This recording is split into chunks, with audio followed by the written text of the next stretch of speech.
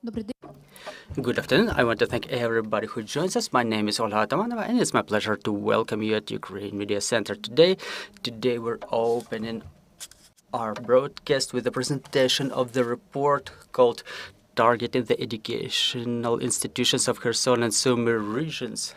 So today you will hear the summary of this report documenting the crimes committed by the Russians, the crimes that they've been committing attacking our educational institutions, and there's a separate part of the report dedicated to the topic of the influence of Russian aggression, armed Russian aggression, over the education in Ukraine. So let me introduce our speakers. Joining us today are Serhiy Burov, Executive Director of the Educational Human Rights House in Chernihiv.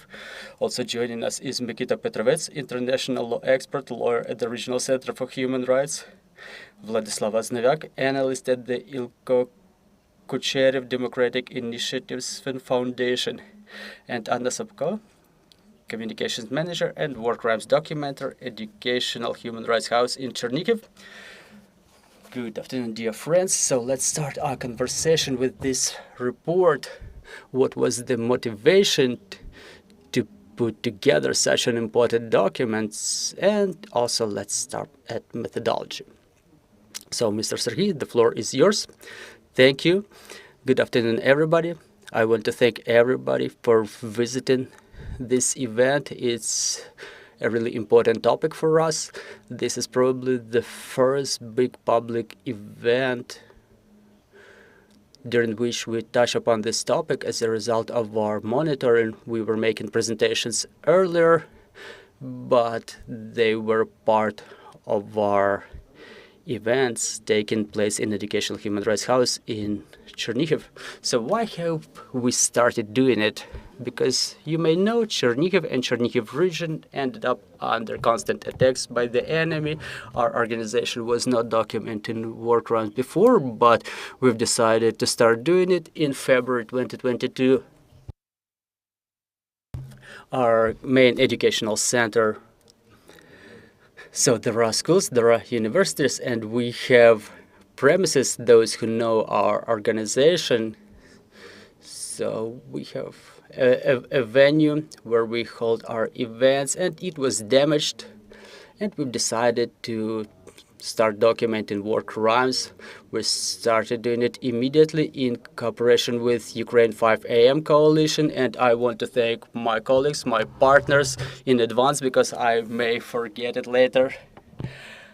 I would like to thank the co-authors of the report who joined us, co-authors from other organizations, and also I would like to thank Ukraine Media Center for hosting us as an organization which is a part of Ukraine 5 AM Coalition, who provided us with an opportunity to hold this event in their venue. So we've started working in Chernihiv region, and then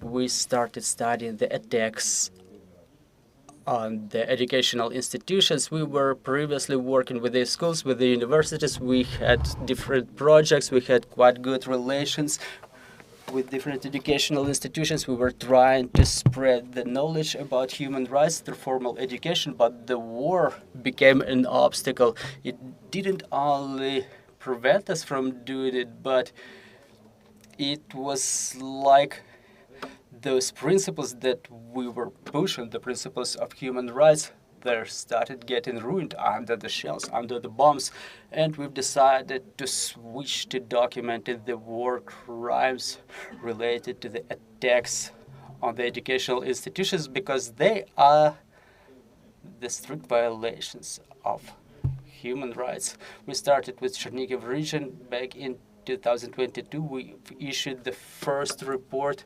about the educational institutions of Chernihiv region. We visited almost every single school in Chernihiv region. However, after the report was issued, there were more schools that were suffering damage, specifically in the areas close to the front lines. So this is what our report looks like. In the year 2022, we've developed the methodology, And using that methodology, we were continuing our work in Kherson and Sumy regions too. Obviously, we were not able to pay attention to every single educational institution that was damaged in Kherson and Sumy regions, but we continue doing it, and we urge everybody to cooperation. We are going to scale up our work to other regions, to Zaporizhia, Donetsk, Kharkiv regions, and other places that were under temporary occupation. Also, why did we start doing it? Because the schools, just like religious institutions, cultural institutions in the context of international humanitarian law, have special meaning, they have special protection, and they are not only suffering damage, but there is military materials stationed in the educational institutions by the Russians. They are used as the torture chambers. As we found out, some of the schools were used for keeping people here as the life shield while the Russian military were stationed in the schools and other educational institutions. That's why we are going to expand our methodology to pay more attention to such war crimes that are related to the attacks on the educational institutions, not like the direct attacks on them. And when it comes to the methodology, my colleague Timur Korotky may tell you more about it because we were developing the methodology in cooperation with him. But let me tell you about our goals. They coincide with the general goals of documenting war crimes. First of all, it's bringing the war criminals to liability, preservation of truth about the facts of war, including those related to the attacks on the educational institutions. And there is another goal that we were pursuing during the monitoring. We started collecting the information about the needs of the schools, material needs, organizational needs, because in cooperation with the schools, we understand how important it is. And there was a demand coming from the schools like, help us. What are we supposed to do in this situation? And even collection of small pieces of information about their needs resulted in provision of funding for repairs by different international humanitarian institutions. Well, kind of like this. Thank you, Mr. Serhiy. We've seen a lot of photos. Have you been making those photos as you were visiting schools? Yes, we were making photos as we were coming to the schools, and at some moment we've decided that we should make some good pictures, and we've set up a photo exhibition. It's not physically here, but there is a photo exhibition in place that has already visited Czech Republic, Lithuania, Norway, France. In Norway, in Oslo, it was visited by more than 4,000 visitors of one of the cinema festivals. And this is one of the ways that we use to spread the truth about what Russian Federation is doing to eradicate our education. Well, we understand that such product would be impossible to come up with without the help of your partners from People in Need. And I would like to give the floor to Miss Elena from People in Need. Please, Miss Elena, the floor is yours. Well, let me stand like this so I'm not turning my back on anybody. So good afternoon, dear friends, dear partners. Just a couple of words about the way we support this project. Well, I think it's an important sign of solidarity. Well, as the full-scale invasion has started, our organization announced a big crowdfunding in Czech Republic. A lot of Czech businesses and citizens were donating in support of this project. It became possible only thanks to that round of donations from the Czech people. We understand how important it is to document, how important is this topic, how difficult it is for the documenters to collect all those evidences. And we know that the right to education is what the House is taking care of, what it has been taken care of for a long time, and they demonstrate different things that international institutions, law enforcement should know about, so we could achieve justice in this topic to the best extent possible. So, dear colleagues, thank you very much for the great job you've done. I hope this report will be laid as the foundation for further support. Thank you very much, Ms. Olena. And I would like to give the floor to Mr. Timur Korotke to talk about the methodology. He's the key scientific associate of the Institute of the Legal Sciences of Ukraine. Mr. Timur, the floor is yours. Thank you. Thank you, dear colleagues. Well, in fact, we were working with the Educational Human Rights House in the area of human rights. We have been working together for 7 or 8 years together, and I was involved in the project of documenting of war crimes related to the schools in the second part of the year 2022. And the emphasis was on the attacks on the schools. So first we've developed the methodology for documented the probable violations of the international humanitarian law with an emphasis on the attacks on schools. We've analyzed the applicable humanitarian law, and we've segregated a number of violations that were not only limited to attacks but also included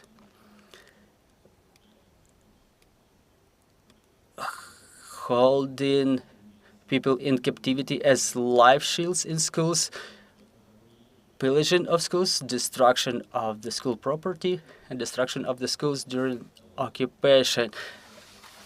At the same time, I was taking part in documenting the violations of international humanitarian law in relation to the schools, and it allowed us to improve the methodology and in practice to explain to the documenters what they should pay attention to as they document the war crimes. Personal participation in documenting was also useful in terms of classification of the war crimes at the stage of analysis of the documentation results. All of the documented war crimes, specifically when it comes to the attacks on the schools 17 and 21 in Chernihiv, I still use them as the cases during the trainings in international humanitarian law and in documented of war crimes. It's worth mentioning that we've immediately suggested complex approach that would include not only documenting of potential violations of international humanitarian law, but in general, the influence of Russian aggression against Ukraine on the influence that was reflected in the report that is being presented. Also, we've analyzed the status of schools in international humanitarian law, just like civilian objects, civilian installations, and special principles that we use during documenting of those war crimes against schools in compliance with the international humanitarian law, the principles of discerning the standards that are applicable during the analysis whether the school was transformed into a military target. I mean, the proportionality principle and the documenting of attacks on the schools was including 5 blocks: general characteristics of the school and its compliance with the criteria of a facility protected by international humanitarian law. Then the second block, application of the international humanitarian law, characteristic of the attack on the educational institutions, consequences of the attacks, and the documenting of crimes such as an attack on educational institution. During the first block, we were researching what was the location of the building of the school facility, whether the school was used with other purpose by civilian population, did it have a shelter. Then another block included the discerning principle, whether the school was preserved as a civilian object or was it transformed into a military target? In order to do this, we had to identify whether the school was used for any military purposes and did it comply with the definition of a military target in compliance with international humanitarian law, and how it could be used to get a military advantage, combat advantage. Then we've researched the nature of damage of the school. We were trying to find out whether the school was directly attacked, by which weapon, the presence of military and civilians at the school during the attack, and the identification of attacking party. The fourth block was related to the consequences of attack, the number and status of the casualties, the scale of destruction of this building and territory around the school, and presence of other facilities nearby. And the fifth block, the availability of information related to different criminal proceedings that are associated, and the investigation of by the representatives of international organizations on the attack of the school. And the experts in international humanitarian law were doing the primary classification that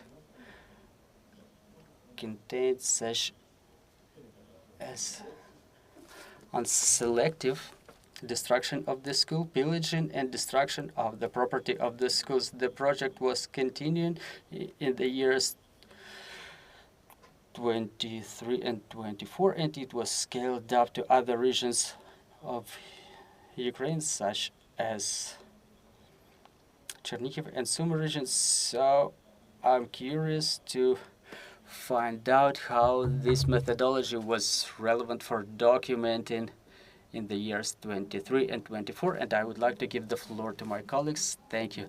Thank you, and now let's talk about the results of what was studied in the open sources, the results of field missions, and I would like to give the floor to Victoria Glamazda from Chernihiv, the Educational Human Rights House. Good afternoon. The methodology became a foundation for the references from open sources and internal analytical documents that have later become a part of the report. So those issues touched upon in the methodology, we were studying them, we were collecting the information, and the first step after the development of methodology was the study of the open sources. When we had already the set of issues, the set of things we have to pay attention to, we were looking for them through the internet, in the social networks, in the web resources of partners, organizations, and we were trying to study the available information in order not to copy it, and in order to get the most extensive picture before we set off for the field mission. It was important to find out the addresses of the facilities in the first place, the schools, kindergartens, universities, given the fact that in Kherson region there are no locations, which complicates the search. Or, for example, there are interesting stories when, say, 3 or 4 villages have the same name, or 4 villages have the same name, and 3 of them were occupied on a temporary basis. So we had to find that information from the open sources. But again, we research, we study, we analyze, and after the field mission, it's also important to analyze. The analytical activity is yet another important part of it. When we have all of the information coming from the field mission, to analyze it, to annotate it, and thus we respond to all those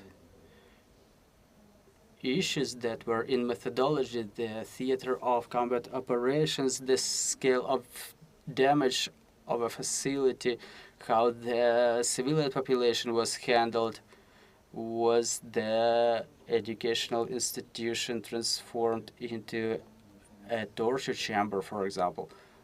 So we try to take all that information, make it more concise, and to share it with those who read our reports. I guess those are the key things. Well, hopefully Yana can add something. Good afternoon, dear colleagues. My name is Yana Sobko, and I basically document the war crimes. I take part in field missions. I was taking part in all of the field missions in Kherson and Sumy regions. We were talking to people. We were collecting evidences from them. And as we were documenting the attacks on the educational institutions, we were able to track certain regularities. For example, that educational institutions were used by the Russian military to station their personnel, station their ammunition, material in the territory of educational institutions from where they will launch in strikes. Some of the facilities were used as torture chambers or for interrogation of civilians. Yet another regularity is that any municipal school in Kherson region, one of the schools, the accountant was interrogated for 8 hours. Or in Kherson region, one of the schools was used as a torture chamber. The local denizens were interrogated there with the use of physical and psychological violence. Basically, in some of the educational institutions, the Russian military were using them as barracks. It's no secret to anybody that they were establishing latrines just where they were sleeping. I mean, that's the evidence coming from everybody who was seeing it.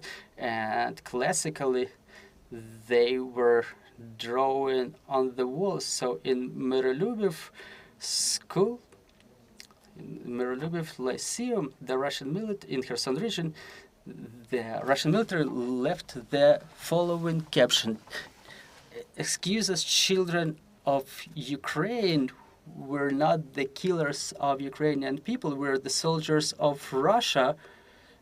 It was quite a surprising caption because mostly the Russian military were leaving some derogatory captions like "for Russia, for Putin," and here they write "excuse us children of Ukraine." But what's cynical about that caption is that they've pillaged that educational institution to the ground. They've even stolen the wheelchairs from the inclusive class, and like they say, "excuse us, dear children, but we're taking away your wheelchair."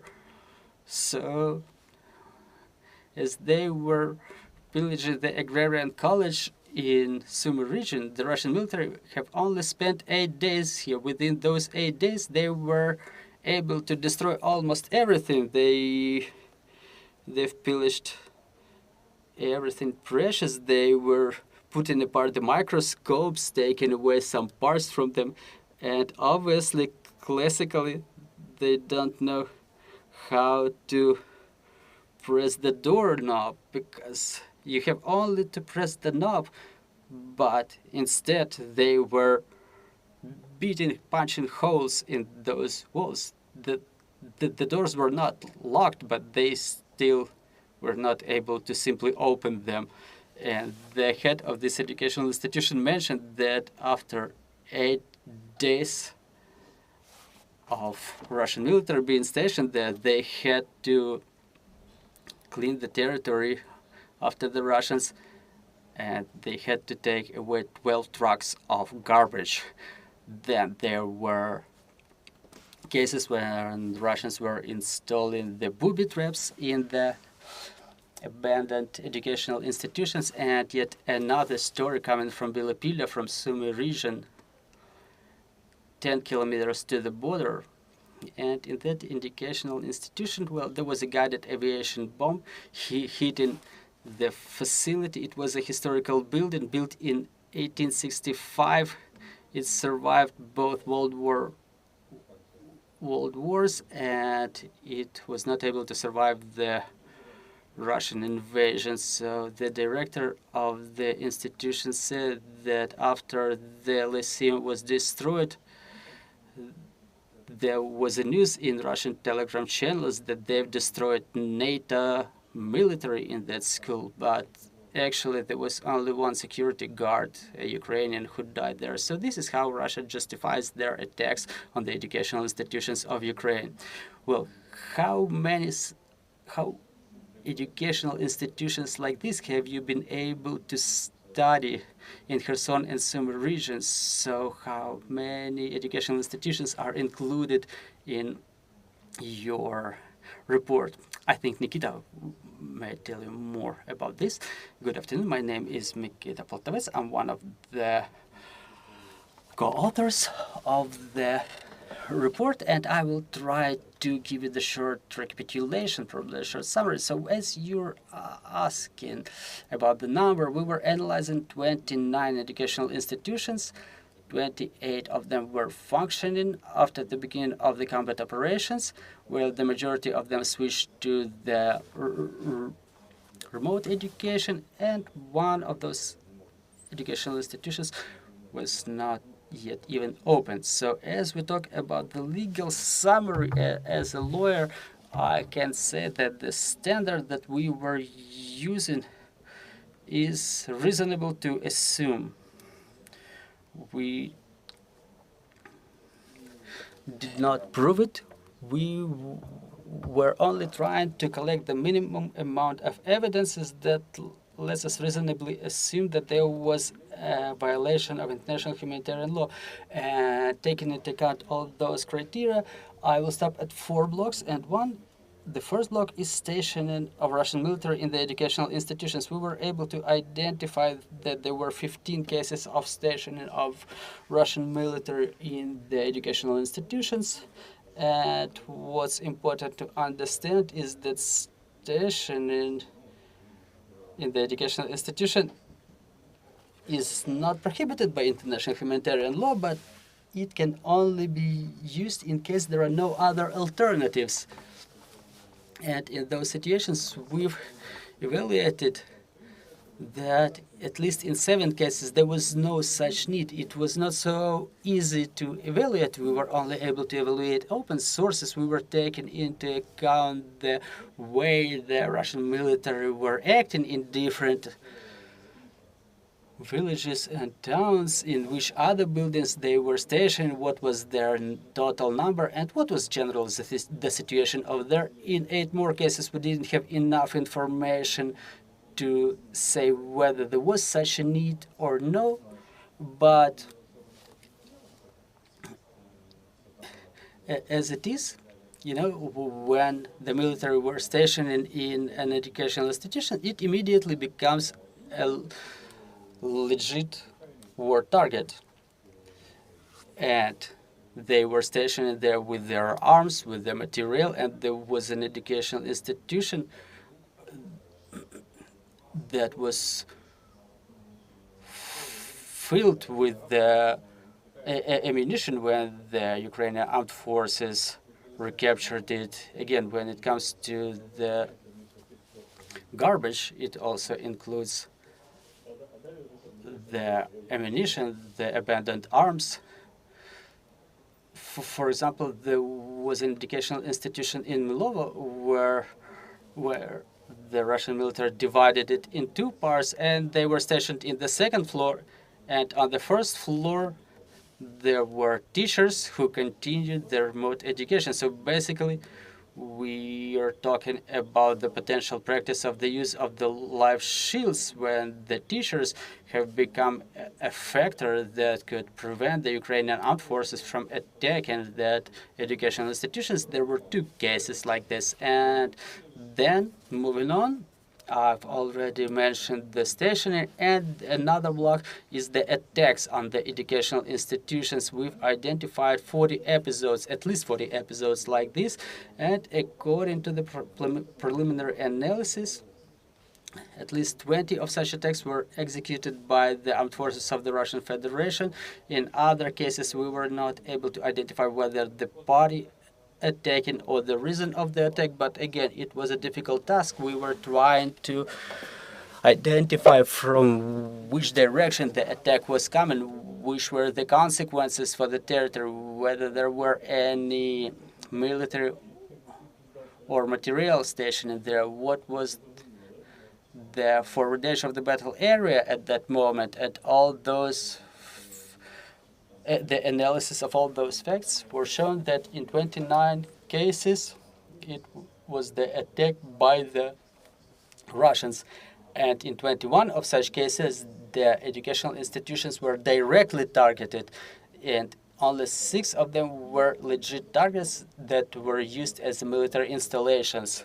In other cases, there was no need for that. It was a direct targeting of the educational institution using different types of weapons and ammunition, including guided aviation bombs, just like in case of Lyceum in Bilapilya, where a security guard died and it was destroyed to the ground. There was an Armenian educational institution targeted directly by Shahed, and it destroyed the educational institution to the ground. And on top of that, the teachers died there, and after the announcement of the air raid alert, they went down to the shelter, but they haven't made it to the shelter. So 5 cases of such unclear behavior of the Russian military. Well, it's difficult to identify any logic behind their actions. Whenever they come, they destroy the place. What do they do it for? It's unclear. We're not even talking about some places for the toilet. A person just comes with a machine gun and starts shooting chaotically everywhere. There were 5 cases like this. There were cases of Russians just detonating the building, just blowing it up, and or leaving the booby traps there. And yet another block, the story with the 12 garbage trucks. We've identified 12 cases of the pillaging of educational institutions. It was again difficult to identify whether there was a need to pillage or to do, as they say, to deprive the schools of this property. What was the type of the property that was stolen? And in 8 cases, there was no military need for that. The property was withdrawn, was seized for personal use by the enemy. It was any type of property, anything that could be precious, mostly the multimedia boards, TV sets, computers, and any other property that is of any value. And another interesting thing that I wanted to mention is that the Russian military were trying to force the teachers to continue the education process in 4 cases, however, using the Russian curriculum. And I would like to express my respect to those teachers who were refusing in the face of Russian military holding weapons against them, and those who were continuing to provide education according to Ukrainian curriculum. But it's a fact that Russia tries to implement their Russian education curriculum not even in the occupied territories, but also during the combat operations themselves. So 13 educational institutions were not able to restore their functioning at the moment of preparation of this report. Basically, about 1,800 places for the students were lost, and the capacity of the destroyed educational institutions was about 4,500 students in general. So we may say it's a violation of international humanitarian law, given the fact, given the scale, given the number of the educational institutions damaged or affected. And summarizing it from the perspective of the war crimes, there were the direct attacks on the educational institutions, intended killings or grand bodily harm to the teachers, seizure of property, the use of the life shields, and finalizing this report, well, it can become any site can become the place of investigation for law enforcement agencies to prove that crime, and again, it may become a good place for educational institutions to suit Russian Federation in international courts and claim reimbursement on international level. But again, it's a difficult work, and we're only in the beginning of this road. Thank you very much, Mykyta. I would like to add a little bit about the Russian curriculums. The majority of the witnesses that we were asking, they were saying that that the Russians were trying to force them to teach on the Russian curriculum, and with the help and in Kherson, with the help of local collaboration, the occupational authorities were able to establish this curriculum under the Russian program. And as we've come to that educational institutions, we were brought to the library with the Russian textbooks. We were impressed with the number. There was so much of them. The teachers were saying, we have no idea what to do about them. The SBU were coming, they seized the number of specimens, and there are currently cases initiated against those collaborationists who helped to initiate that study process. But those were the new textbooks. We were opening them. That's mathematics, physics, informatics, Russian history, Russian language, Russian literature, Stalin, Lenin, Soviet science. This is they wanted to teach our children. Thank you very much. And another block we want to discuss today is the influence of Russian Federation over the education process. So Vladyslava, well, thank you. Good afternoon. Well, basically, under the conditions of Russian aggression, the Ukrainian educational institutions have become a target. They continue being used by the Russian military in the temporarily occupied territories, and those left in the territories under Ukrainian control, they continue being under the threat of attacks. And I would like to start about the methodology of this part of the report. It was a tabletop study. We were trying to understand the context of the regional education system. How does it survive the martial law? What are the long-term consequences for the regional education system? And again, this tabletop study included comparative analysis of quantitative and qualitative data that we were drawn from the regional educational departments about the participants of the educational process, the conditions of study. It was important for us to establish the foundation for further analysis, to have certain data. It was a period in between the study years, curriculum years. The data allows us to further analyze the influence of the continuing warfare on the education process in the occupied territories, but we were also taking into account certain trends. We were making forecasts about the development of the situation in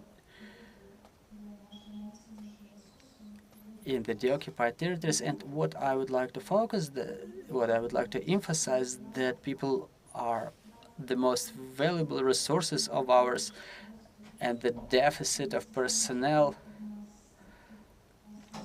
is something that affects the education system substantially.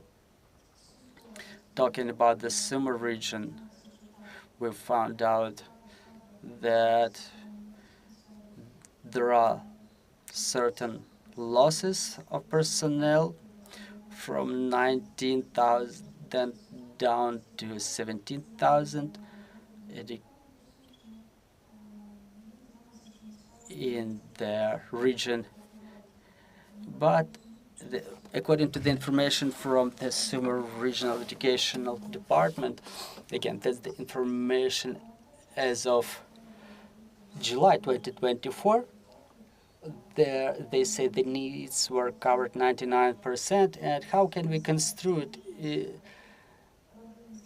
So the families with the children evacuated proportionally, the number of population have decreased, and the number of students remain in the region. Well, their needs can be covered by the specialists who continue staying in that region. When it comes to Kherson region, though, the number of personnel in the education system after the Russian invasion has decreased almost twice. I'm talking literally. You can see the exact figures in the report, but what we have to understand in that context is that the number of children has decreased too, and it affects the further development of the educational system in the region, its ability to renew. And what we've noticed in Kherson region is the aging of personnel. There is no opportunity to bring new personnel, young personnel to the education system. A lot of needs were covered by the teachers of the retirement age, and this is what I mean when I'm saying about the aging teachers. And in this slide you may see how the number of students was changing in the regions that we were studying. And I would like to draw your attention to Kherson region directly. I apologize for a little mishap there. So the number of students have decreased significantly, clearly due to security reasons. It affects the demographic situation in the region generally. Judging by this, we may already talk about the demographic situation that is going to develop within the next decades in those territories if we will not be able to bring our children back to those territories after their deoccupation. In this slide, you may see how the situation was changing in Sumy region with entering the higher educational institutions. It was important to monitor it for us to understand how the Russian aggression impacted this area. So in Sumy, thanks to the occupation of a part of the territory, thanks to some partial restoration process, restoration of the educational institutions, Sumy region was able to bring back some population and educational personnel. So based on the analysis from the open sources, we were able to understand that there was inflow of personnel to Sumy region even during Russian aggression in Kharkiv, in Donetsk, in Sumy region after their deoccupation. And as of the year 2023, we may see that the situation was stabilized.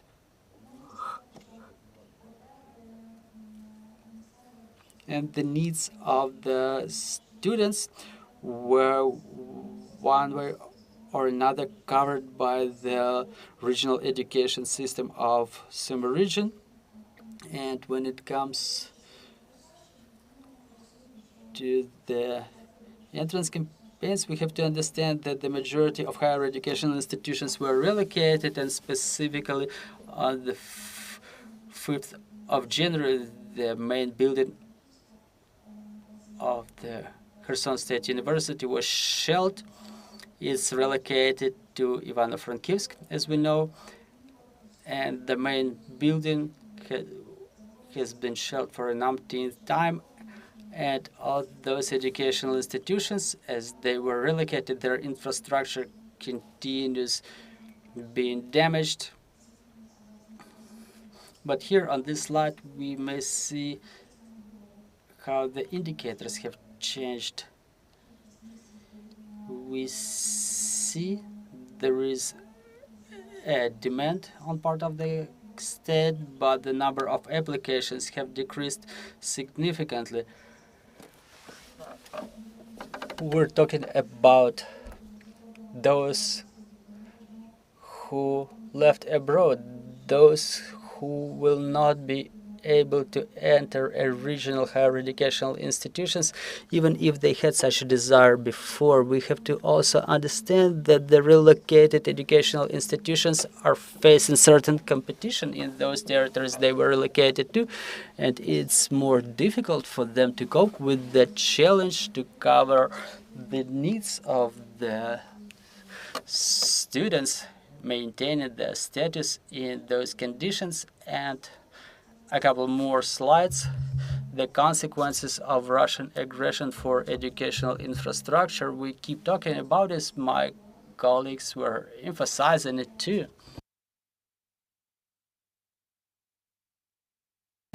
I would like to demonstrate the quantitative indicators in Kherson region, talking about certain educational institutions. Some of them are 60%, both systemically and in terms of infrastructure, are located in temporarily occupied territories. I mean, 60% of their infrastructure, and in a long-term perspective, it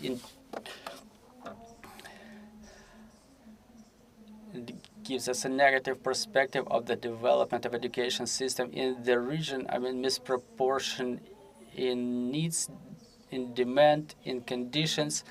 This is something that we're going to experience. We will need to continue monitoring it to establish some complex approaches to solving those challenges during the post-war reconstruction of Ukraine. So we can see, for example, that some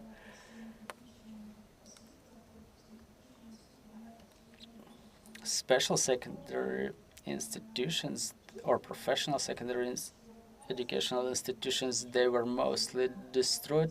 Some of them were destroyed to the ground. 58 of them were completely destroyed, and 290 were damaged in one way or another, and only 13 of them were restored in full.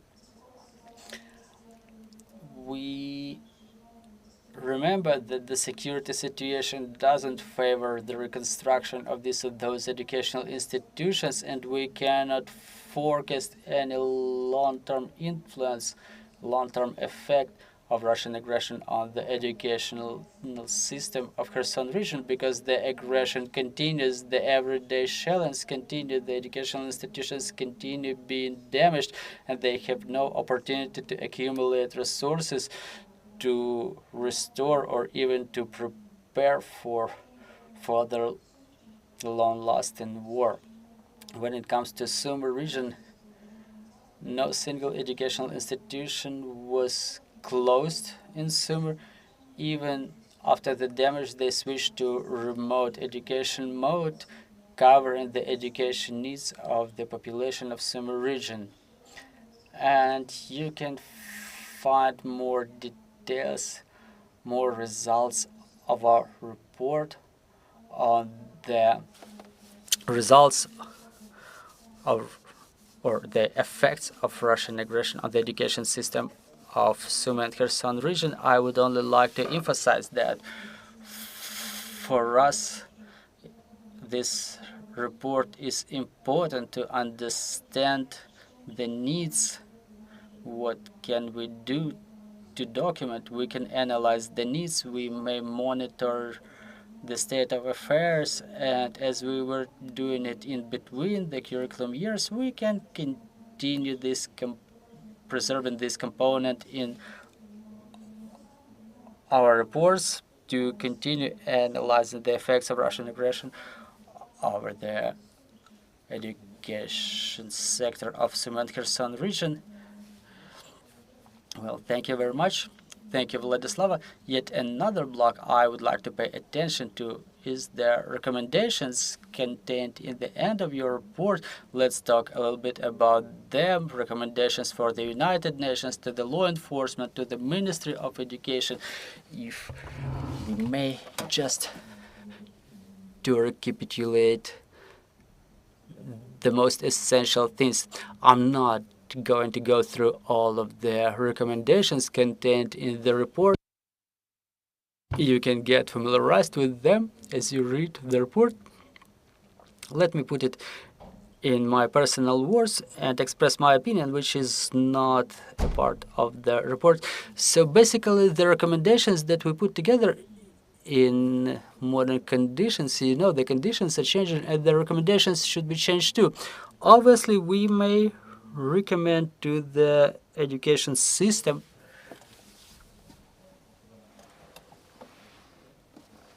something that we're mentioning right away for education system. It's important to pay attention to the psychological condition of the teachers and school directors. This is what we were told right during our meetings as we were interviewing the people.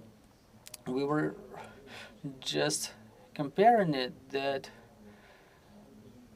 a lot of international organizations are paying attention to the fact that we have to restore our forces, and the pedagogical personnel, they're working in difficult conditions, and the organizations that they belong to hardly have complex mental health support programs. There are such there is a need, there is a demand for such programs, not only probably for it's a recommendation not only for education sector, but for probably international institutions who support them. A lot of school directors, we were also cooperated with East SOS organization, the representatives of which are present here. We were working with the representatives of schools from Lugansk region, and we've noticed that we don't usually learn the lessons. For example, we were not ready to evacuation. We were not ready to save the documentation in schools. Again, the fact that some of the documentation was saved in Chernihiv, Sumy, and Kherson regions during the temporary occupation, it was a merit of teachers or directors. Some may have dug the documents in their backyards. The teachers, the directors, school directors, the school principals from the Sumy and Kherson region, they digitalized a lot of documents of all of the participants of curriculum process. They've realized that they had to digitalize them to save the data in soft copies. Also, when it comes to evacuation, if there were evacuation plans, they were not a part of the procedure stipulated by the government. They were only developed on the local level. Also, when it comes to our recommendations, we cooperate with the law enforcement, and we would like our recommendations to be taken into account by them. We have an experience of cooperation with prosecutor's office, but we would like to achieve better understanding, because the scale of violation of human rights is so extensive that currently civil organizations have a lot of professional experience to do it. We're not saying, and not all of us are involved in investigations, but we may gather the data, we may collect the data quite professionally, and it may already become meaningful for the law enforcement. So again, we expect our materials to be used, to be taken as evidence during investigation of war crimes. Let me give you a small example. For example, our organization works on identification of Russian military who were committing crimes, and more than 30 of the Russian military were already identified. We cooperate with the international organizations, with the governments of those countries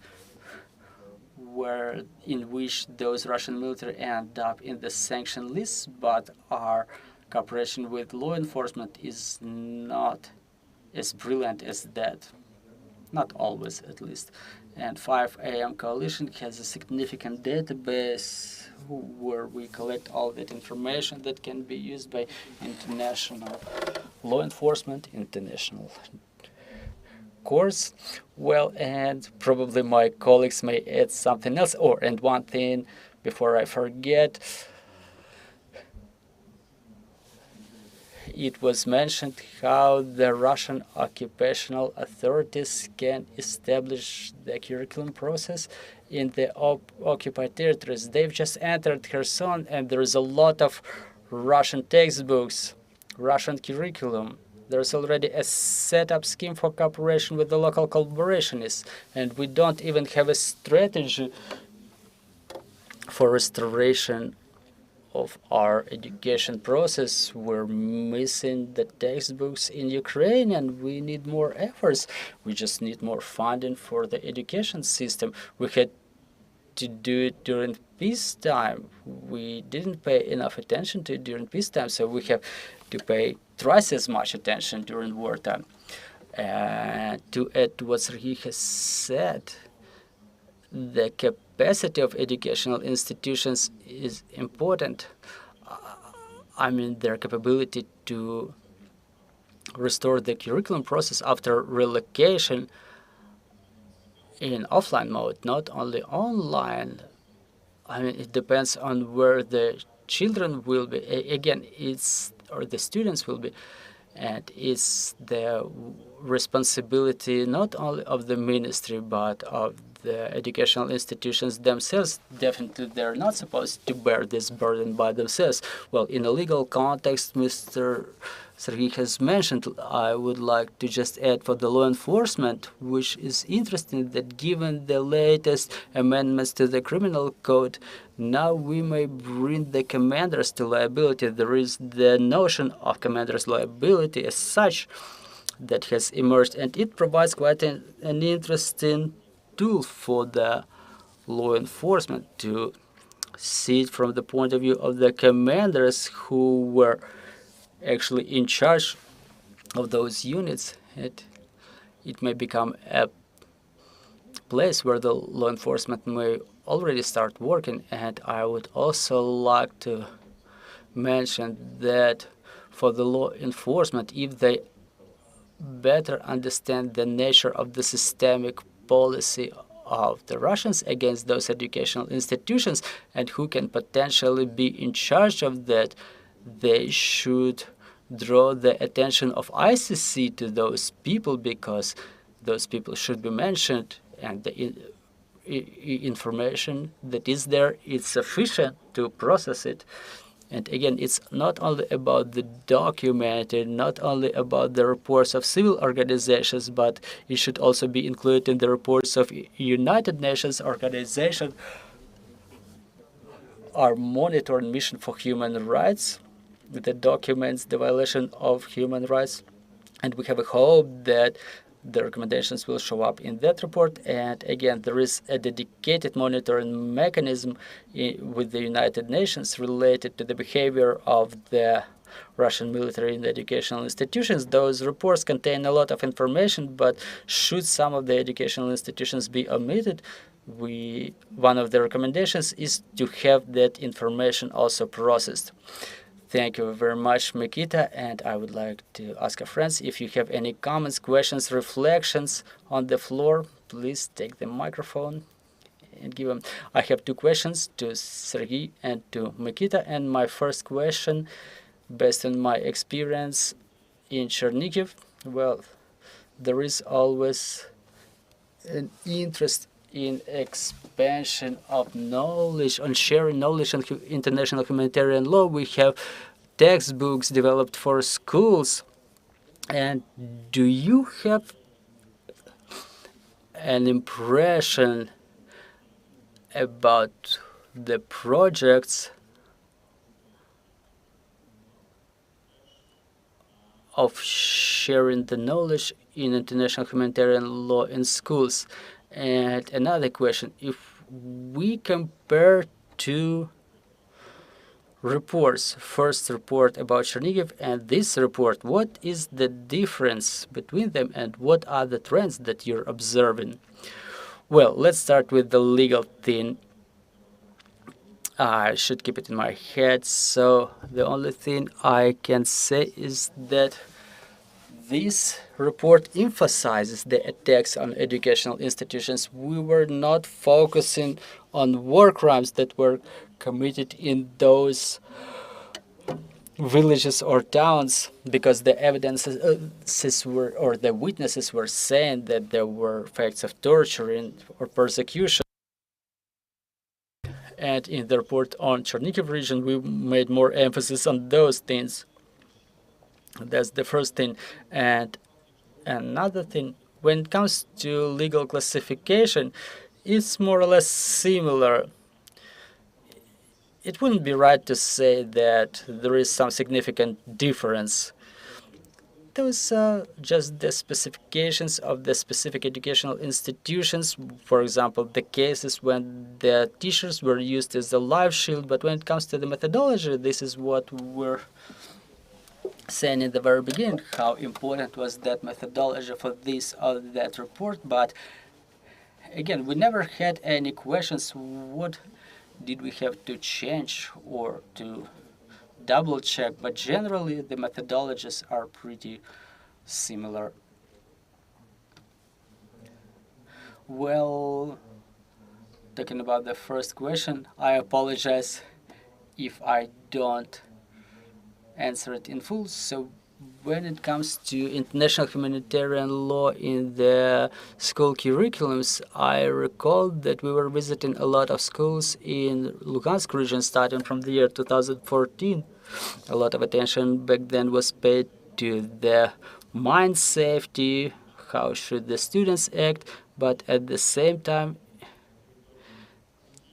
in the territory of Kiev, Sumy, Chernihiv, Kherson regions, there were no trainings like that. So basically no one was thinking that the mines may appear there, that the students should know how to act in case of shellings or bombardment. So it's important to provide that knowledge to those kinds of training. We have those trainings we had those trainings in a number of schools, and yes, such training is necessary to be established in all of the schools. Well, what was the another part of the question? Well, another question was during documenting, when you were talking to the teachers, did you see some interest on their part, their interest in implementation of such international humanitarian law training courses? And for example, when we were working in Chernihiv, there were questions like this rising up in the process of documenting. Well, we know that it's important, but we never talked to teachers in schools about this.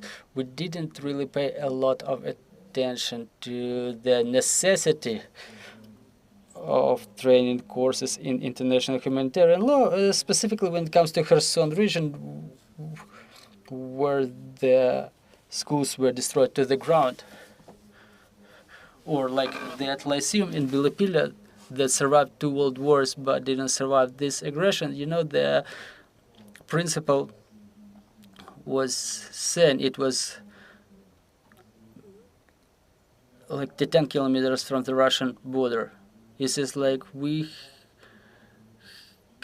have our schools rebuilt, reinstalling new windows, new doors, and tomorrow there will be another shelling. So are we using the resources properly? So when it comes to international humanitarian law, yeah, there is a need for such training courses. When we talk to the school principals, to the teachers, yeah, they express the need for such knowledge. They express interest. They need it for sure. Thank you, dear friends. Do we have any more questions on the floor? Well, if not, well, Mykyta, a couple of more words about the legal component. What's the difference between the two reports? Probably we provided more details about every single educational institution because we were trying to evaluate the condition, the combat operations in this or that area. So we were evaluating the theater of combat operations, any information about the station of Russian military in this or that village or town. So again, that's probably a small difference. Thank you very much, Serhiy. And probably the last question. What's next? Are you going to continue to study Kharkiv region? Well, yeah, let me answer your question and ask a question to the floor, because I have a question to the people on the floor. So again, I've already started. We want telling you about this. We want to continue. We are going to improve our methodology. We are going to expand it. For example, this time we've studied the topic of effects on the education process, because one thing is a legal classification. What should the law enforcement and national organizations do about it? But we have to ask ourselves, how should we counter it? What should we do on our end? What should all of the players in the education sector do against Russian aggression? We are going to continue working in those regions, Chernihiv, Kherson, Sumy region, because some of the schools were repeatedly attacked. For example, some of the schools that we were visiting in Chernihiv regions, they are now destroyed to the ground. And we plan to continue doing this in Zaporizhia, Mykolaiv regions. In Zaporizhia region, we've already talked to the representatives of the education department. They are ready to cooperate. In Kharkiv region, well, basically everywhere where the schools were attacked, we intend to continue doing it, and we urge everybody to cooperation. I mean, the civil organizations. We've developed the methodology, and we will be happy if this methodology is reinforced or scaled up, because it's in our best interest too. But again, my question to the people on the floor, well, first of all, I would like to thank all of the teachers, all of the principals in those schools, those who cooperated with us, who were telling us things as they were. They were ready to come here. Not always we can make it, and it's probably not so easy for them to come to Kiev to take part in an event like this during these winter holidays, but probably some may have made it from Chernihiv, from Sumy, from Kherson region. Probably there are representatives of other civil organizations who work with the topic of the schools. Again, it's not only us dealing with this subject, but also other civil organizations in other aspects. I would like to ask you about your opinion. What's missing? Where should we move next? What should we focus our efforts on with our monitoring? Thank you for your question. If there's anybody who wants to express their opinion, So please, the floor is yours. Good afternoon. My name is Yana Sobko.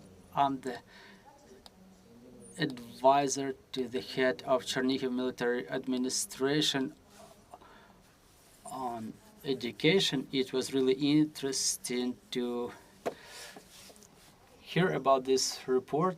I am going to definitely try to find out more about the Chernihiv report. It's a really necessary work you're doing. Everybody should be aware of the crimes committed by Russian Federation against everything, including education. Children are our future, and on behalf of Chernihiv region, I can say that the challenges are extraordinary. The challenges to the education system, it requires a titanic effort. You can see the number of air raid alerts on a daily basis. Chernihiv military administration has taken all the necessary efforts to ensure there are shelters in the schools, to ensure the proper education process. But in my opinion, the cooperation, just like you've mentioned, the cooperation within international organizations, international donors, is in place. But the problem is that it would be good to have more communication. There are wonderful cases today. I mean, wonderful cases that can be given as an example for donors organizations to get involved. And the problem is that sometimes when the facilities are destroyed to the ground, the representatives of this or that educational institution, they don't have enough information, for example, in project management, because sometimes the donors come, they want to do something, they want to make a contribution, but even during some cool meetings when we gather the donors who work in Chernihiv region, and when we gather the school principals, the teachers who exchange their thoughts, and the donors suggest the opportunities, because I'm sure that the resources provided by the war is not used in full, and using those small steps we may help each other, because the whole world is supposed to be aware of those terrible crimes. And it's wonderful that such work is being done, and using it, we may probably use this work to establish better contacts with the international donors organizations. The people want to help, and we should establish better cooperation to make sure that it's not 13 educational institutions that are restored, but way more of them. Well, thank you. I would like to add about those figures. They are influenced by the security situation. When we talk about Kherson region, it's difficult to have some expectations, but what I would like to add is that what we observed during our analysis, we were analyzing information from different research centers. Again, there is certain emotional tension, that's one thing, and there is certain gap between educational administrations and educational institutions. The educational departments should pay more attention to the monitoring of the needs of educational institutions, both material and non-material. I mean, the mental health support of the teachers. And what I would like to focus mostly is we need to make sure that the education departments of Kherson and Sumy regions continue monitoring the needs of the Ukrainians in temporarily occupied territories. About 1 million Ukrainian children are currently in temporarily occupied territories, and more than 200,000 of them, basically about a quarter of them, were continuing to study under Ukrainian curriculum on a remote basis. We should ensure safe access to the Ukrainian education for the children in temporarily occupied territories, development of education platforms, their adaptation to security challenges existing in the media space of Ukraine, adaptation to of those education platforms so they can cover the education needs, so they can work with the limited access to internet. This is what should be paid attention to. This is what should be discussed in the context of the regional education and its capability to provide high-quality education services. And a little detail, just a small one. I think that when it comes to donors, it's not only about the reconstruction of the educational institutions. We understand there are caution when it comes to the areas close to the forward edge, but when the educational institutions are relocated, the donors may support them with relocation. Again, donors may help with establishing the remote access to education platforms. We should not probably put such an emphasis on reconstruction. Well, it's obviously important too. We cannot postpone it. The educational institutions have to be reconstructed. And we live in this war. We don't know when it's going to stop, but the education should continue. Thank you very much for this great job you've done, and I would like to thank everybody who works on establishing justice and bringing war criminals to liability, and obviously I would like to thank our security and defense forces, thanks to whom we can gather and hold events like this. So let's continue working together for our victory, and glory to Ukraine, glory to the heroes.